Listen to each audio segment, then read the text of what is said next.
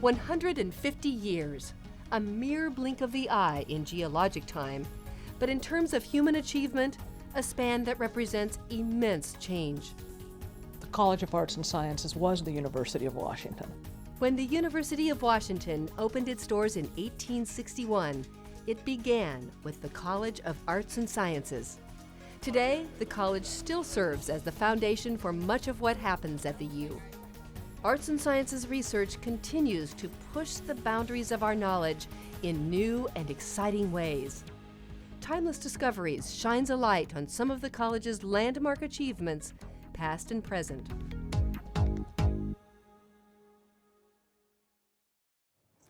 Hello and welcome to a very special program, Timeless Discoveries, a celebration of 150 years of research and achievement here in the College of Arts and Sciences. I'm LeGate, and together we're going to explore discoveries both past and present that have helped put the university among the top 14 schools in the world. So let's begin with a trip back in time along a roadmap of excellence and learn about the essential core values that were established at the very beginning.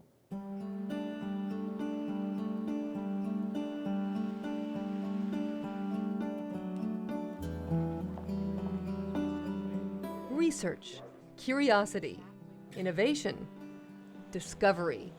Just a few words that describe what happens routinely here at the University of Washington.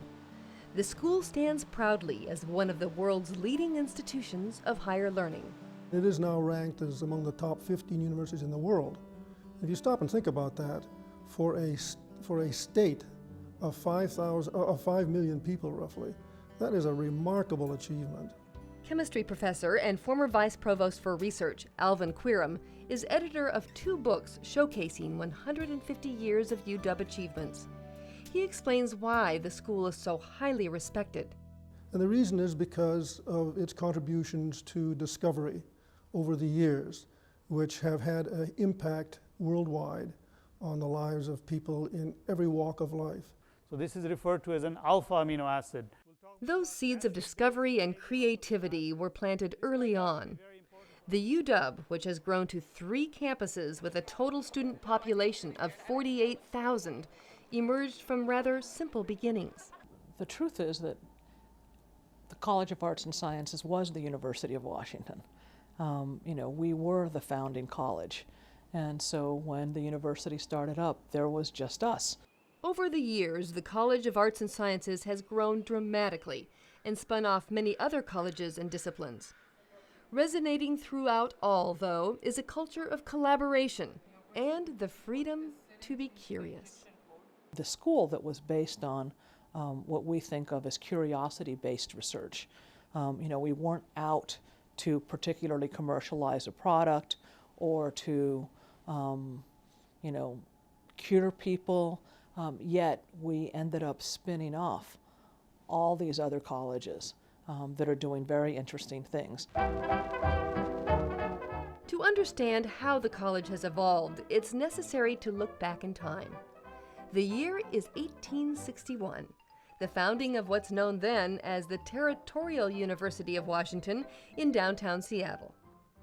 In those early decades, the frontier university struggles, hampered by limited funding and little public support.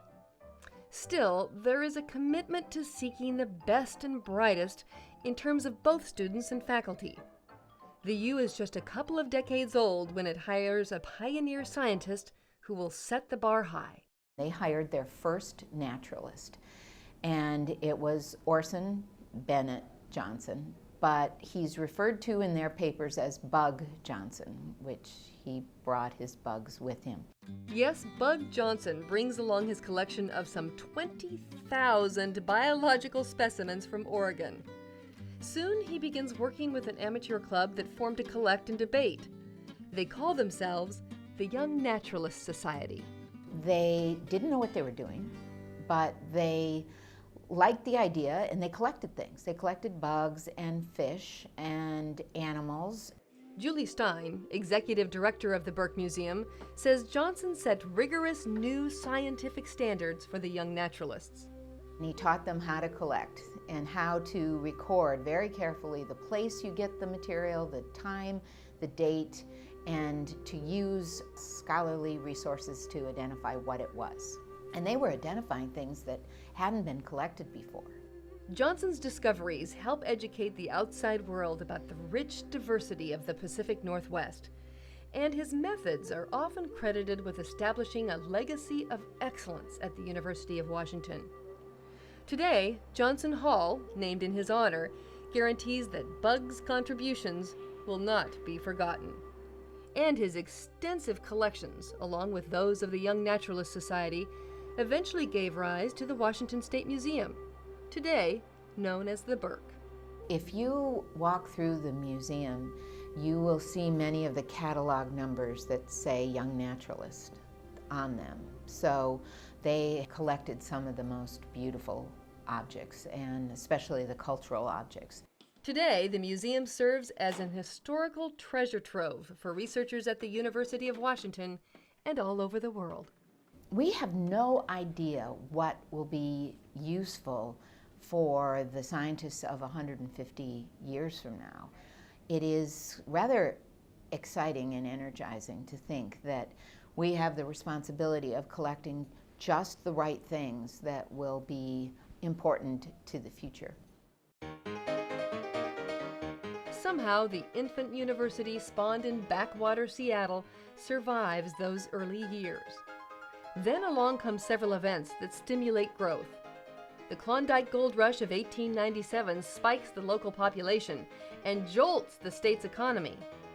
Then, in 1909, outsiders experience the vast natural resources of the Pacific Northwest thanks to a World's Fair known as the Alaska-Yukon Pacific Exposition. The AYP raises new buildings on the UW campus, which by now has moved to its current Seattle location. More big change comes years later, after World War II. That's when research at the university expands dramatically. The following decades are an exciting time. Within our lifetime, basically, more discoveries have been made than have been made in the entire human history. And so that the store of human knowledge has just exploded in ways that are almost incomprehensible. Discoveries at the University of Washington help catapult it to being a top recipient of federal research dollars. From the College of Arts and Sciences emerge many new schools and disciplines: computer science and engineering, architecture, medicine, the environment, and more. The UW earns international notoriety for many notable achievements, including the work of Hans Dehmelt, who in 1989 receives a Nobel Prize for his work in atomic physics. Evolution can be progressive, but just as in the natural world, it can also be a double-edged sword. While it's essential the university hang on to its origins, which means offering core subjects such as languages and math, it still has to compete in a rapidly changing world where new fields of study are being created, such as digital communications. That's the kind of thing that we've been thinking a lot about the college, is trying to figure out how to be both timeless and timely. And finding that balance is further complicated by shrinking budgets in tight economic times. The struggle for funds can certainly challenge that underlying commitment to curiosity-based research. We don't want to change the kinds of research that our scientists, or that our social scientists, or that our humanists are carrying out. We want them to let their imaginations go unfettered. Behind these walls, brilliant people are devoting countless hours to real-world problems. From disease prevention, to solar cell design, to scanning the universe. Just a few areas where the freedom to ask questions can translate into change for society. Human curiosity tends to take us to important places that ends up having amazing payoffs that you could never be aware of ahead of time. And the thing about this university is you benefit from it, whether you come here or not. And often you don't know. You know that, your life has been changed, but you don't know who did it. You can't trace it. And that's okay. That's okay, but we feel really good about it.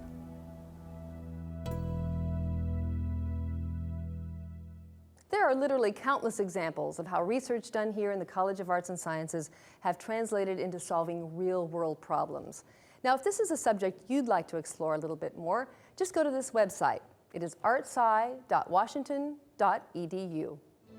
Up next, meet two fascinating biologists who are great examples of very diverse studies within the same discipline.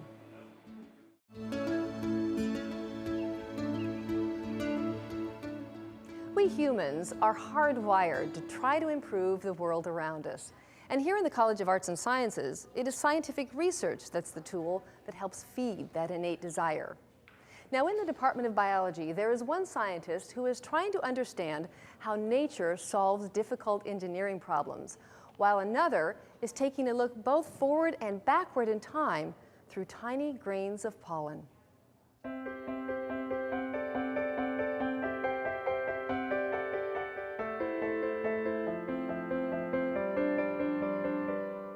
At the University of Washington, scientists agree that today's cutting-edge research is possible because of yesteryear's giants. And had I ever met Trevor Kincaid, he would have scared me, he would have intimidated me. Trevor Kincaid was a turn-of-the-century zoology professor at the U. He discovered dozens of new plant and animal species. I come out of more of an engineering background, and I am always impressed by the biologists that know the biology of every living creature, plant and animal.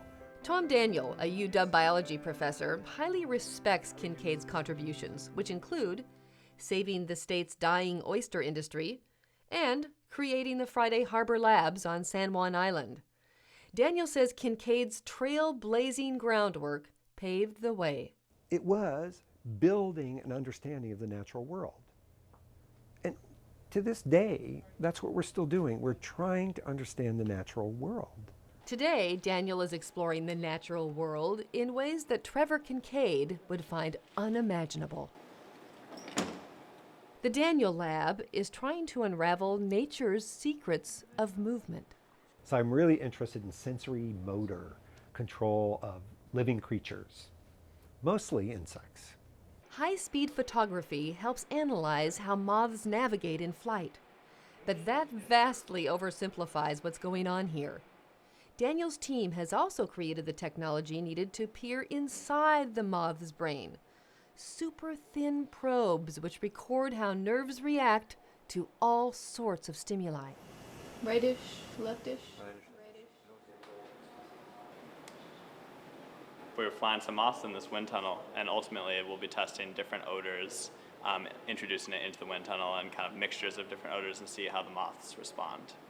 I think one of the things that drives my research program is both understanding how nature has solved the problem of movement.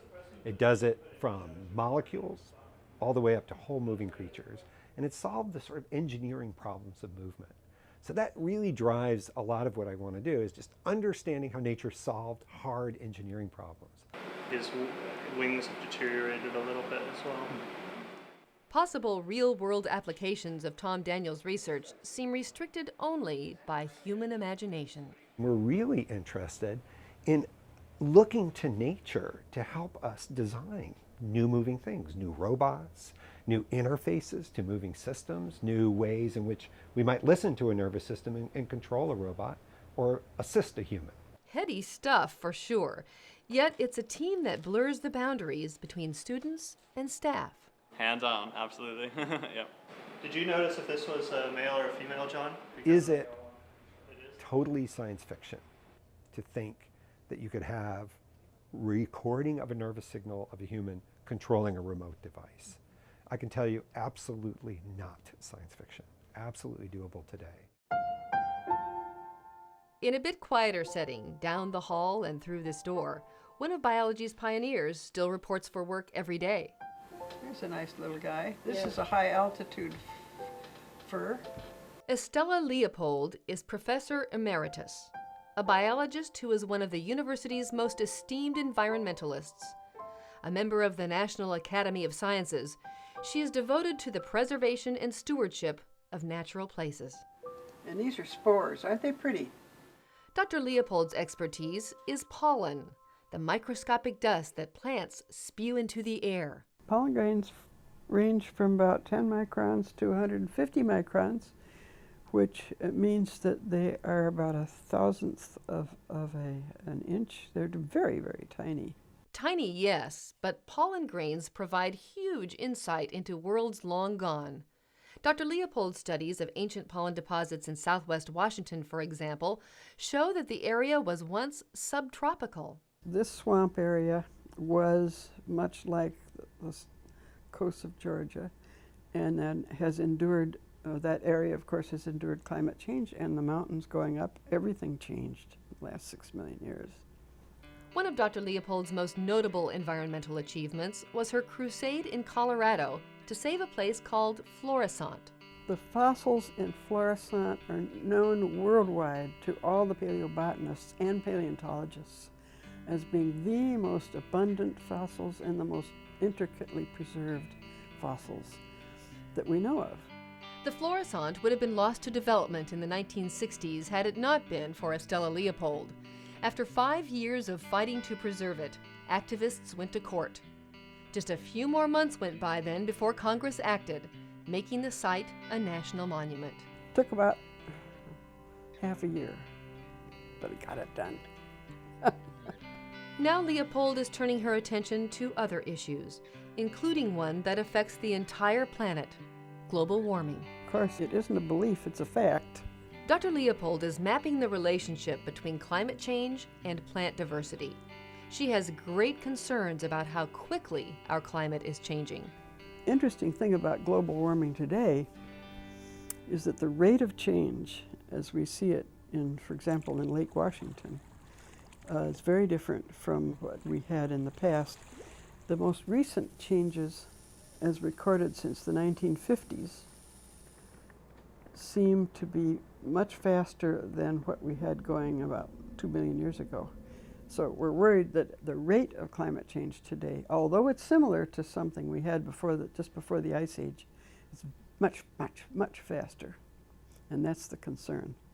The other concern for Dr. Leopold is how to engage today's youth in such matters. She acquired her passion for nature as a youngster, working the family farm in Wisconsin. Falling in love with nature is the important element that we see lacking today. Today she sees kids who are much more interested in their electronic gadgets than the natural world around them. Who's going to preserve it if we don't have young people that are fond of nature? Who's going to fight for it? That's the problem. From the earliest discoveries a century ago to analyzing ancient spores and measuring the most subtle of movements, University of Washington scientists are asking the questions and helping us better understand our complex world. And that is a very special thing, is that really deep appreciation of the world that we're in, everything, the physical and biological, total natural world. There's something precious about understanding.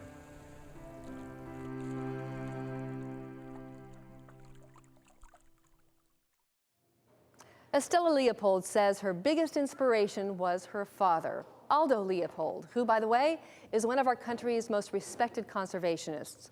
He wrote a classic book called A Sand County Almanac. Now, as for Tom Daniel, he says that studying insects is allowing his team to explore technologies that actually interface machines with nervous systems. It's an emerging field known as neuroprosthetics, and I'm sure we're going to hear a lot more about this in the near future. Now stay with us, because up next, we'll tell you about the breakthrough discovery that gave the world the vaccine for hepatitis B.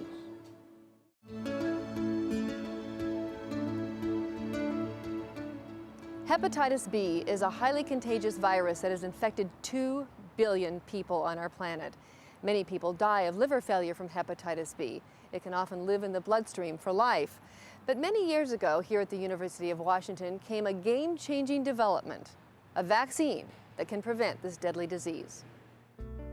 The freedom to do basic research, which seeks to understand fundamental principles or processes without knowing potential applications, is a core value of the University of Washington. Provost and former Dean of the College of Arts and Sciences, Anna Marie Kause. human curiosity tends to take us to important places that ends up having amazing payoffs that you could never be aware of ahead of time. In its 150-year history, scientists at the UW have contributed countless breakthrough discoveries that have reshaped life on planet Earth. Sometimes the answers come unexpectedly.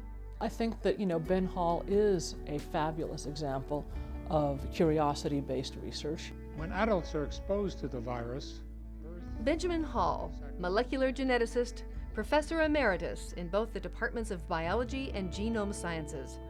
Dr. Hall joined the university faculty in 1963 and is undeniably the stuff of which academic legends are made. He is so revered, in fact, that a campus building bears his name. that came as a great surprise. But that's very nice. I really appreciative of that recognition. So why such a claim? Well, the story goes back to the early 80s. Ben Hall was doing basic research in yeast at the borderline between genetics and chemistry. He was seeking to identify the DNA signal that says a gene begins here. This research led to an unforeseen breakthrough, the ability to produce human proteins in yeast. And it's proven to be far more useful than I ever thought it would be. There are quite a few different pharmaceutically important proteins that have been made in yeast. This monumental discovery changed the lives of millions. It opened the door to the world's first genetically engineered vaccine, a vaccine for hepatitis B. Over 90% of the countries in the world give this vaccine to babies right when they're born in the hospital. Having people like Ben Hall at the University of Washington has made an enormous difference. Ron Howell is CEO of the Washington Research Foundation. This is where discoveries such as Ben Hall's find the marketplace.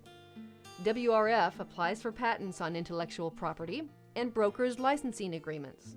His technology, which has been licensed to at least 80 companies, has had an impact because the money that has been returned to the university has supported scholarships for undergraduate students, has supported fellowships for graduate students, has supported gift programs and endowments and professorships. So it's huge. It can't be, I don't think it can be overstated. What Ben Hall did is important for all aspects of biochemical, molecular biology, and medical sciences. Chemistry professor Michael Gelb gives Ben Hall credit for inspiring his own life-saving research at the U. Gelb's work also intersects with medicine. There's a number of rare genetic diseases where people are missing a key enzyme involved in metabolism. There's a whole bunch of these diseases, thousands, unfortunately. These rare metabolic diseases can have crippling and sometimes fatal consequences, so early detection is essential. If only you had known that the baby had one of these treatable diseases, you could have started treatment early in life. I will fix that 7.4 page. It was Michael Gelb who found a way to expand infant health screening to detect some of these diseases. His technology is used worldwide now. Feels good to work on, things that are translated to the real world of medicine. Not one to rest on his laurels, Ben Hall still loves the laboratory. Caucasicum from the Caucasus. He's now focusing on a long-time passion, the rhododendron. Hall is sequencing the genome, hoping to learn more about the plant's origins. And I was going to add some more footnotes here to describe why these are different. And yet another aspect of Dr. Hall's legacy, the caliber of students he draws and the experiences they gain working with him. I had no idea quite how prestigious he was until I began working here, and some of my other friends and colleagues were like, "Oh, you work in Dr. Hall's lab?" And I was like, "Oh, yeah, I do." Even after all these years, Ben Hall sometimes finds it hard to truly comprehend how his discovery prevented so much human suffering. It's a sobering thought. I might have done something entirely different, but just having, for various reasons, decided to do this did have consequences. Unexpected consequences. It seems like our imagination takes us places that have payoffs. And I think that investing in the human imagination, investing in curiosity, is one of the best investments you could make. Dr. Hall has chosen to help many other people with the income generated from his patent. And recently, he and his wife created a new graduate fellowship for international students in the Department of Biology. Now, as for Dr. Gelb, another one of his current research interests is finding drugs to fight malaria. And his many biomedical contributions have won numerous awards. And speaking of malaria, a little later we'll meet a UW chemist who is attacking malaria on several fronts. But first, a stellar professor who has played a key role in the success of the Hubble Space Telescope.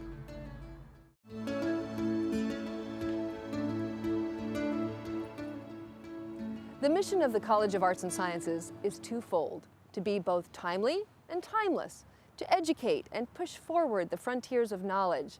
From the tiniest microbes to the most enormous galaxies, researchers in the college are trying to unlock the secrets of the universe all around us. But perhaps the most remote frontier of all is the one at the edge of time itself.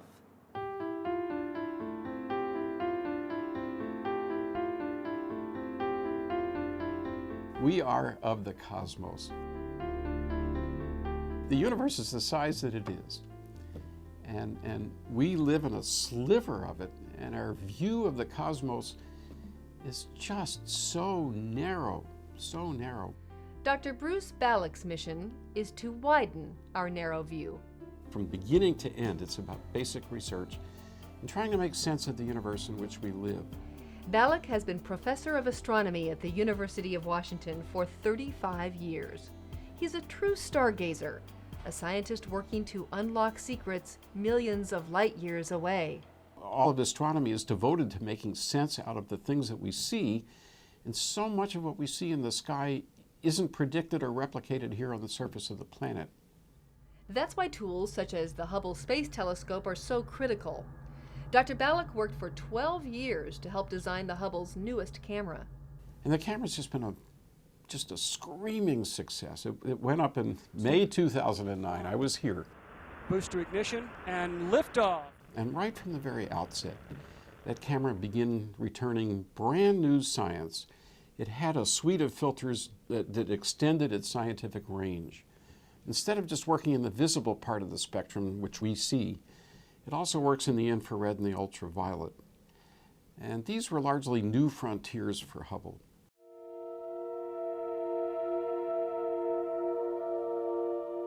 An especially memorable image was the one known as Hubble Deep Field.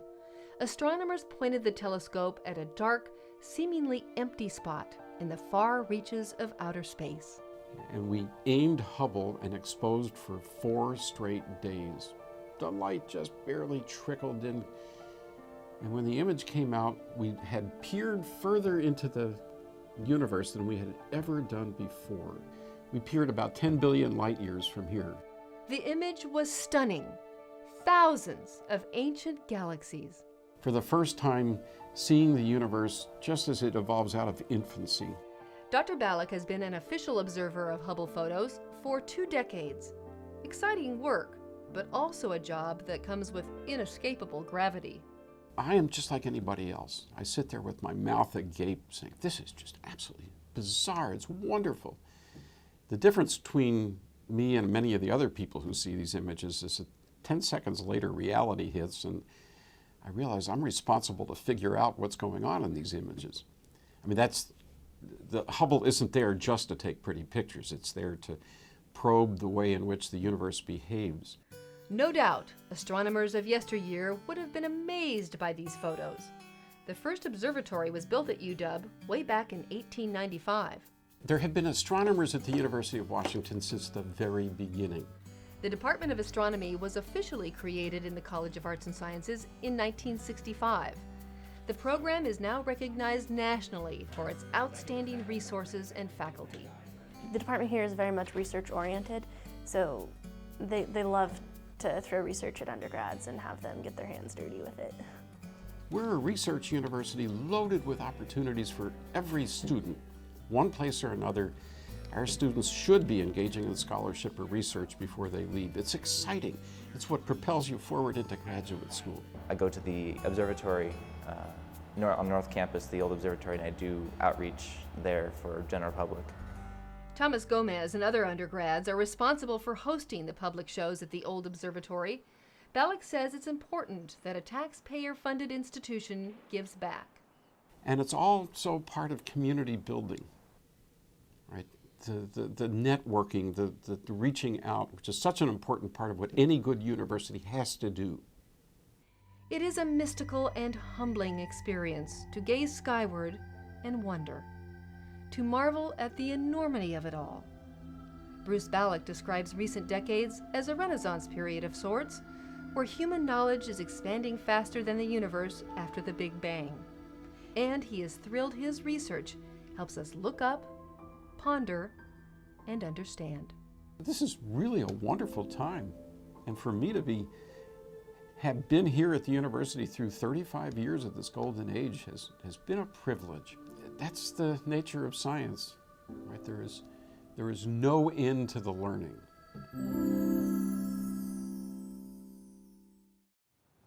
Dr. Balak tells us his main area of research right now is trying to decipher how certain elements such as hydrogen and helium are produced in the stars. Now you can do your own stargazing right here on campus. Just come over to the Jacobson Observatory. It is open to the public a couple of times a month. All the details are right there at that website on the lower third of your screen.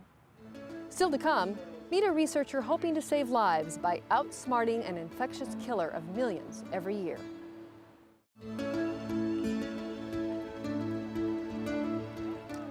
Malaria is a deadly disease that is believed to have arrived on planet Earth even before humanity. Even though it's no longer seen in the United States, it is a disease that should not be forgotten. For years here at the university, a dedicated chemist and his team have been working toward a timeless discovery in the hopes of conquering malaria once and for all. Malaria is a deadly disease that kills around 1 million people every year on this planet. Most of the victims are children.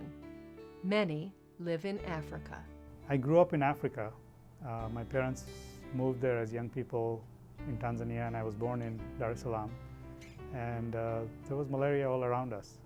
Living in Africa shaped Pradeep Rathod's interest in health and medicine. He also gained personal understanding of a disease he's been working decades to eliminate. I first started working on malaria parasites in 1981. So this is referred to as an alpha amino acid. A chemistry professor at the University of Washington, Pradeep and his team are working hard to defeat malaria from several angles. What are the yields? What kind of yields are you getting? Like 50%. We really are basic scientists. We care a lot about the disease. We ask questions that many have not asked before. We like to think our questions will lead to avoidance of the disease or better treatment or early diagnosis. While the research tools and technology have improved immensely, the various malaria strains remain elusive, one step ahead, constantly adapting. Today, malaria is probably as bad as it's ever been. These parasites really make their living by changing. We now know that these parasites can do things that will make us rewrite textbooks about biology and genetic changes. Malaria is a blood-borne illness carried by mosquitoes. One bite infects a person with dozens of malaria protozoa. They circulate throughout the bloodstream and end up in the liver. At this point, the disease still doesn't cause any symptoms. When those parasites burst out of the liver, then they start invading red blood cells. Every parasite that hits a red cell will make 24, 36, 48 copies of itself every 2 days. And that's what makes people so sick. Fatigue, fever, chills, in some cases coma, and even death. That's a tough thing to witness, but Pradeep knows it's necessary to push beyond the test tube. In order to be contributors to this process, we need to be doing our science in the field. So members of the Rathod team have traveled to Africa and India several times to further their research. So we went to India, a few people from the lab, as well as Pradeep.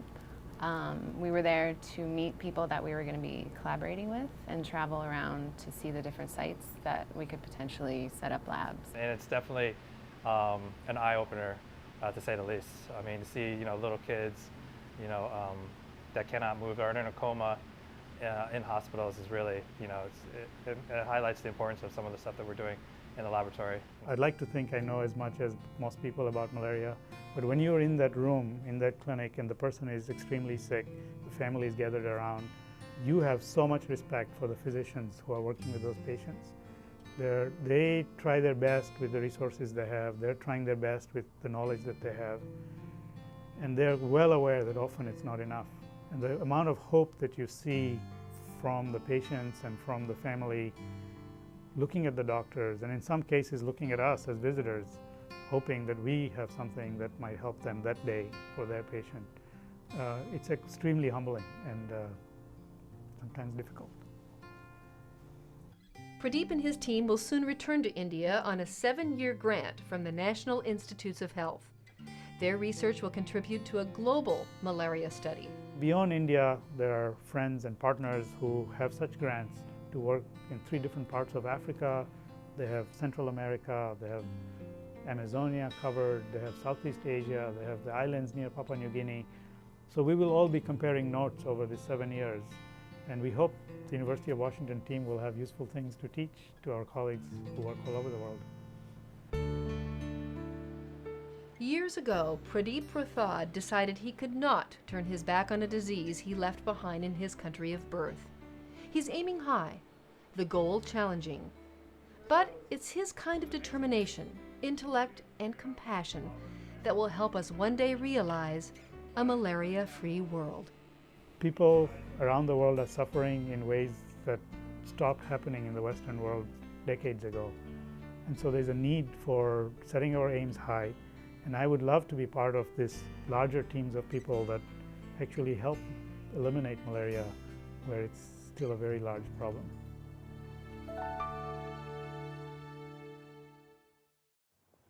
Since our interview, Pradeep has been back to both Africa and to India and will return to Northeast India soon to continue working on his NIH grant. Meantime, he says he really does love working in Seattle, calling it a very collaborative city because there are so many global health organizations located here. Stay tuned. Up next, we have some incredible critter stories for you and the researchers who are changing international policy.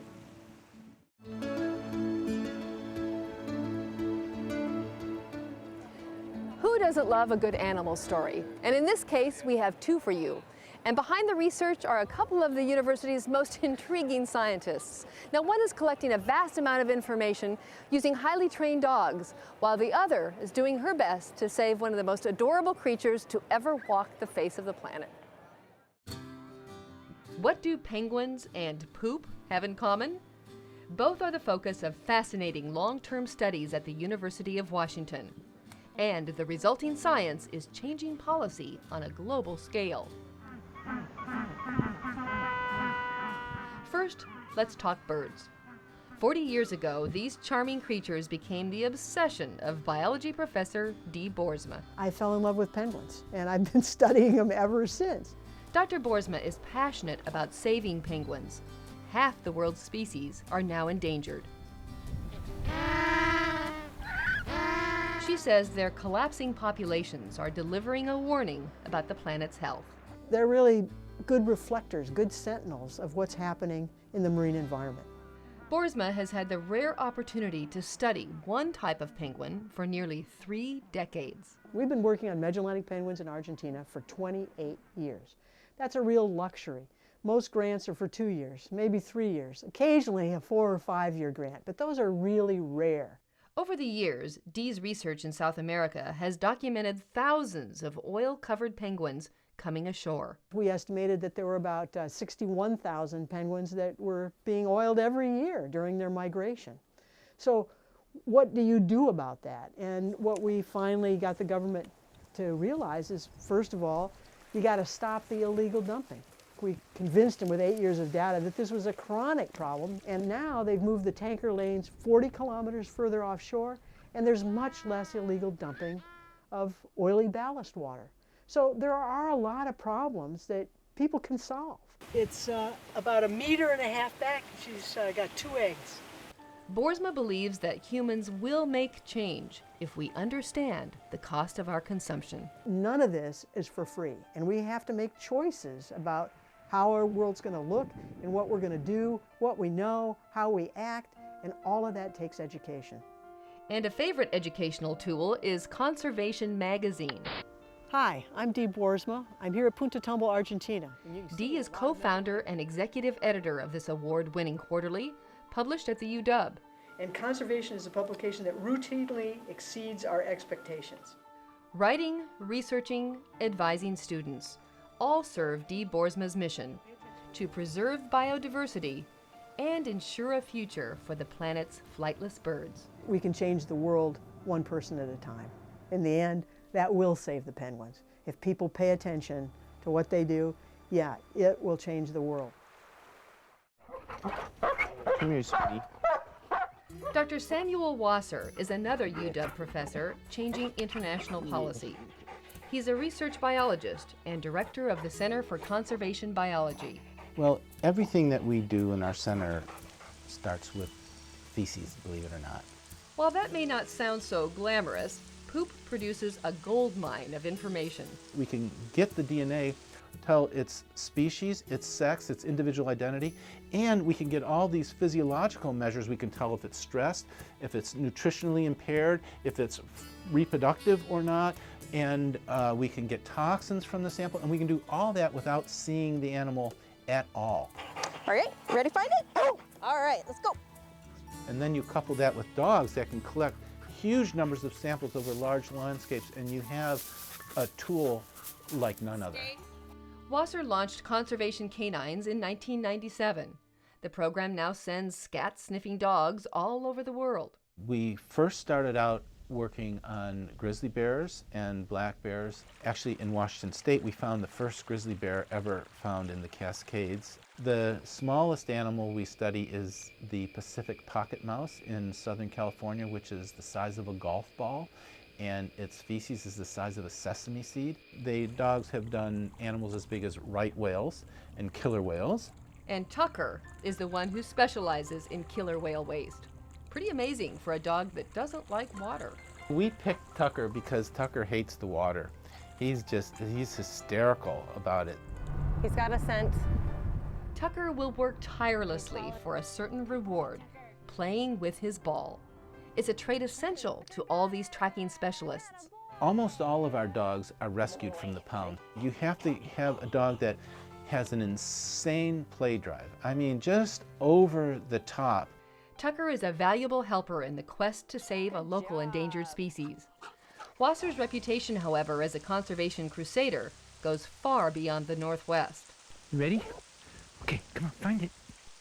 In Alberta, Canada, when caribou were rapidly declining, Sam's dogs proved it wasn't wolves preying upon them, but human use of roads that interrupted their feeding. The findings helped quiet the call to destroy the wolves. And Wasser's team has genetically mapped elephant populations all across Africa using DNA from scat.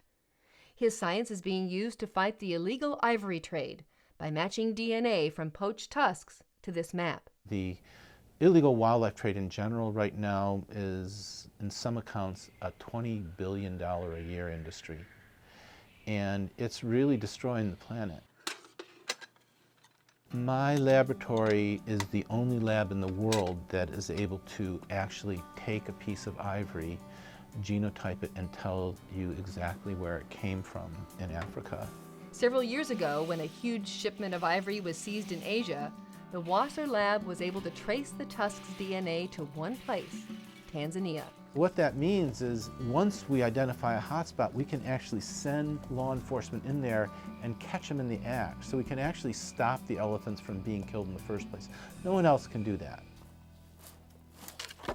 Plus, his research also convinced Tanzanian officials not to lower the protection status of their elephants. That would have allowed the country to sell their ivory stockpiles, which Wasser opposes, believing it helps keep the ivory trade alive. Sam Wasser's pioneering work is providing unique insights into species on the brink. Both he and Dee Boersma are affecting big change, building public awareness, and altering international policies.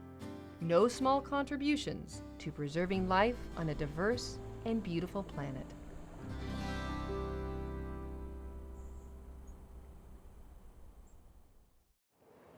Most recently, conservation canines are in the Gulf Coast working with the Coast Guard to try to locate sea turtle eggs in the sand. And Tucker and company returned just recently from another successful season up in the San Juan Islands. Sam Wasser tells me that all the data that they're collecting up there points to one thing, that the orcas simply don't have enough food to eat. Now, if you want to read up on conservation issues, Dee Boersma would love to have you subscribe to her magazine. It is conservationmagazine.org to order your subscription. But don't go away. Still to come, a fantastic journey through the human brain with iLabs.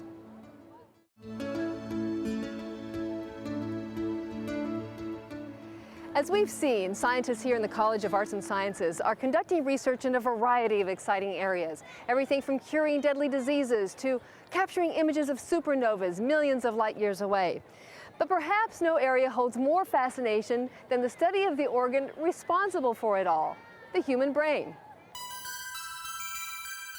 The human brain, a complex organ we are just beginning to understand.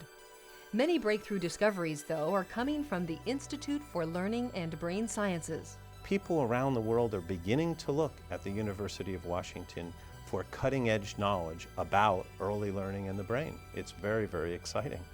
It's a totally new world, a new frontier. Doctors Patricia Kuhl and Andrew Meltzoff are co-founders and co-directors of iLabs.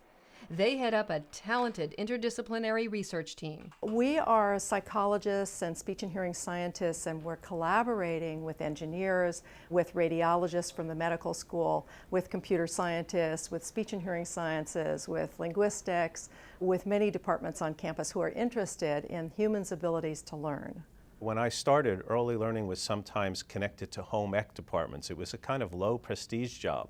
But now everybody understands that early learning and brain development is like rocket science. With a mean of 7 and a mean of 11. Research coming out of iLabs is rewriting the science about how humans learn, especially young children. We think that children learn more in the first 5 years than they will in any other 5-year period in their lifetimes. After a decade of planning, iLabs recently acquired a phenomenal new tool. This is an MEG machine, one of the few in the world. This room houses magnetoencephalography, which is a machine that looks like a giant hairdryer from Mars. It picks up the minute magnetic fields that are changing as the brain does its work. And so the recording of those magnetic field changes tell us with millisecond precision and millimeter precision where in the brain the activity is taking place and how the various areas of the brain are talking to one another. Waves on a computer screen show what the brain is actually doing when a child learns their first word or recognizes a parent. And you can see that is where the brain's energy is focused at that moment. That's where the cellular firing is really, really high. The new brain tools allow us, in a sense, to get underneath the hood and look at the neural mechanisms that underlie behavior. Yeah? And behavioral studies are also essential at iLabs. These are just a few of the kids who've participated in recent experiments. He likes coming here. The subjects have fun, while the parents gain knowledge. Horses like to run and jump. I've learned sometimes that my children are more capable of things than I thought they were. Wow, where'd they go? Because they don't speak with us, it's difficult for us to conceive how much they're actually learning. But through the research here, I've seen that obviously children are learning much more before we even understand what they're doing. So I think that's been my major appreciation. In landmark studies, iLabs has shown that babies can imitate adult behaviors just hours after birth. It's the human connection that is so critical. What we have found in our research is that babies learn first and best from other human beings. Human beings and parents are the baby's first and best teachers. To help improve the lives of children, iLab's goal is to share their findings as soon as possible. The team has testified at congressional hearings and been visited by various international and local dignitaries. I really think that the University of Washington is a wonderful place to make discoveries and to work together. It values basic research, it's good at basic research, and because of the philanthropy that goes on here, the community, our very informed legislature, I really think we've had a perfect setting in which to do the research and great leaders. As research moves forward, iLabs will continue leading the way, revealing more mysteries of the brain.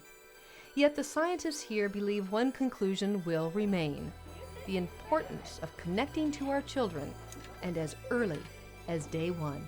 We are born social. We are born learning. It begins at birth, and we are connected to others.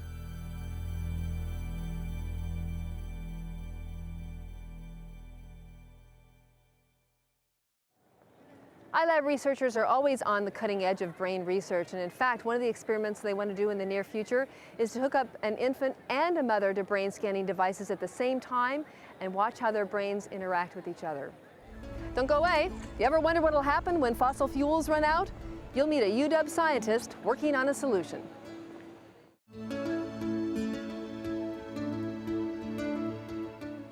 We've heard it over and over again. There is only so much oil in the ground, yet we're so far away from solving our energy crisis. Thankfully, though, a brilliant team of chemists, engineers, and others have been working on this problem for years here at the UW, and their goal is to tap into the most reliable energy source of all, the sun.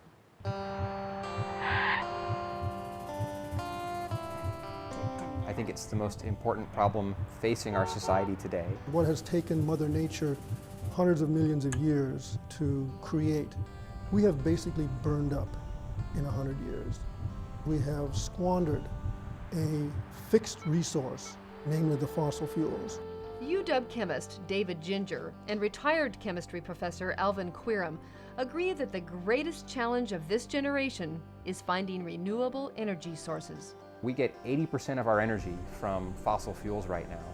And if you want to go to a completely renewable energy supply, that would mean replacing 80% of our primary energy over the next few decades.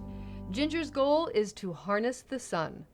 Silicon solar cells have been around since the 50s, but they're expensive. So how can we make solar energy cheaper? One way is to use cheaper materials. Ginger's team is working on organic or plastic solar cells. That's a solar cell. It totally works. So all of the plastic solar cells that are made today are made by blending two different organic semiconductors together. These are two different materials that absorb light and conduct electricity. There are infinite ways to mix the materials, so the key is to find the right combination that's both efficient and durable. So right now, making plastic solar cells is largely an art as much as it is a science. We saw the VOCs of 0.4 volts or something. A project this complex requires a highly skilled team from a variety of disciplines. It spans every discipline from chemistry to chemical engineering, material science to electrical engineering. There are colleagues in all the departments across campus that we're partnering with. Dr. Ginger explains that discoveries come with commitment to basic research, a practice established long ago in arts and sciences. Answers do not arrive overnight. We want to fix everything tomorrow. And this problem didn't crop up overnight, and this problem is not going to go away overnight.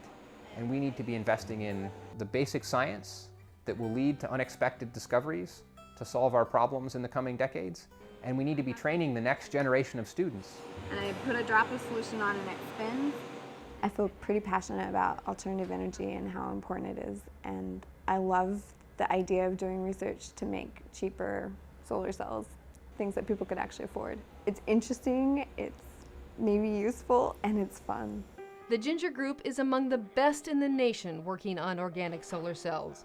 A breakthrough could come any time, or perhaps years from now. The vision is if we can make these materials efficient enough and stable enough that they can live for decades on your roof, that you could transform the economics of solar photovoltaics and have electricity generated from sunlight be cheaper than electricity that you would get from a coal-fired power plant.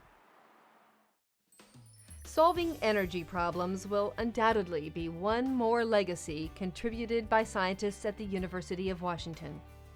It is virtually impossible to summarize 150 years of achievement, from the earliest pioneers who first identified new species to today's great minds working to cure disease, to save the Earth's wild places and animals, and others who are studying nature's design, brain development, and galaxies far, far away.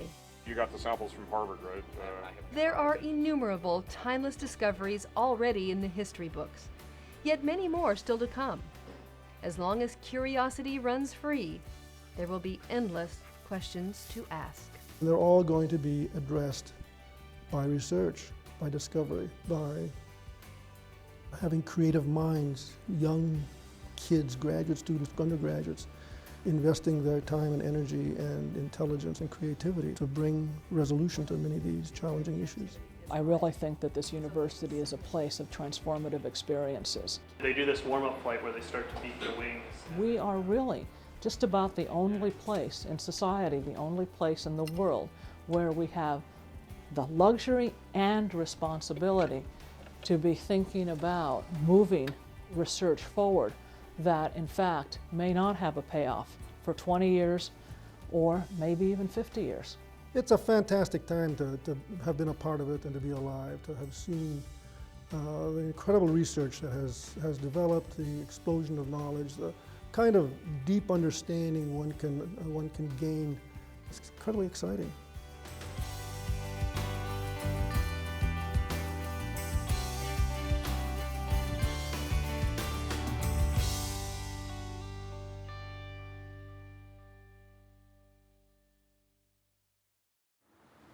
Well, that wraps up our special Timeless Discoveries. We really hope you've enjoyed watching. And by the way, all the scientists we've profiled here have individual websites where you can go and learn more about what they're up to these days. Those links are at this website, artsci.washington.edu. On behalf of everyone in the College of Arts and Sciences, I'm Penny LeGate. Thanks for watching.